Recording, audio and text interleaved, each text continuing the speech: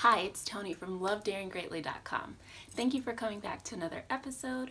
On today's episode, we're talking about 5 money moves I'm making in 2019, and you should consider making too. That's up next.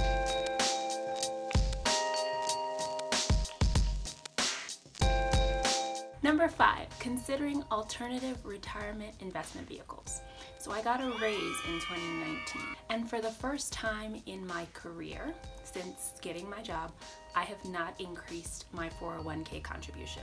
With the employer match and my contribution, I think I'm at about 16% of my income. That is enough to hit some 401k goals that I set for myself. So anything above and beyond that, in 2019, I'm gonna look at other vehicles like the Roth IRA, for example, just to kind of diversify things. And I like the aspect of being able to withdraw anything that I put in to the Roth IRA. Number 4, prioritizing saving and investing in myself. Beefing up my emergency fund. Everyone seems to be throwing around this R word. It just feels better for me to have a beefed up emergency fund. Other things that I'm doing, I've already booked 2 conferences related to the platform that I'm building and gaining knowledge in those areas. And career-wise, I am beefing up my professional advancement sync fund. That's because I recently achieved a certain certification. Make sure that I maintain that certification and do the things that I need to do that. Other investments in myself include a self-care fund, which is a bit of an indulgence. I get that, but it is also, as long as I've saved for it, I don't feel bad about it. And part of my self-care fund is a facial and a massage quarterly.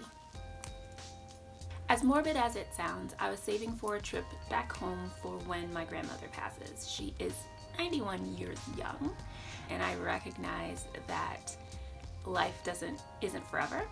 So I was saving for that, and I've decided that I'm prioritizing life. So the family, we're taking a trip for her 92nd birthday. It's one of the things I'm saving for. Her birthday's in March, so God willing, I'll be able to see her. Number 3, and this may be personal finance blasphemy, and it may make me a bit of a hypocrite, but as I begin to grow and develop in what I know and what I've experienced, I think it's worth sharing with you. So number 3 is I am no longer setting net worth goals.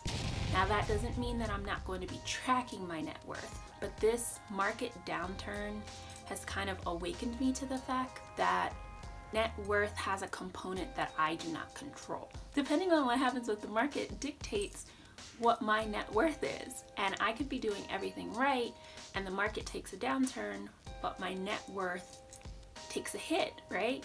So rather than set net worth goals, I'm simply going to be tracking it to make sure that it's, for the most part, trending in the right direction, even though right now, my poor little 401k, I'm investing for the long run, so I'm okay with that. As long as I'm doing the things that I need to do on the aspects that I can control, and just, keep on keeping on. So I'm not setting 401k, so I'm not setting net worth goals in 2019. Yeah, I know.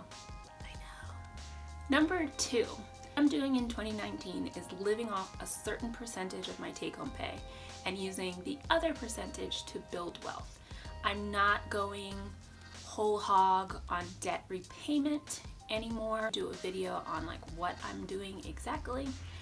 This kind of bifurcation of separating what I'm living off of and what I'm using to build wealth, whether that's saving, investing, buying real estate, or whatever I choose to do. That helps me kind of conceptualize the fact that I do not need my entire income to live comfortably. The other thing that I'm kind of letting go of is I'm not putting limits on what that looks like, as long as it's within the amount that I've set. So me, that's 55% of my income, and that includes bi-weekly cleaning of the residence that I live in. So I've cut back on other areas.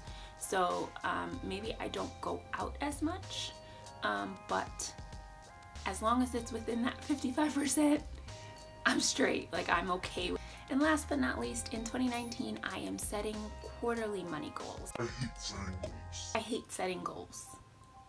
Not that I don't get excited about doing the things, but I find it very overwhelming to set annual goals.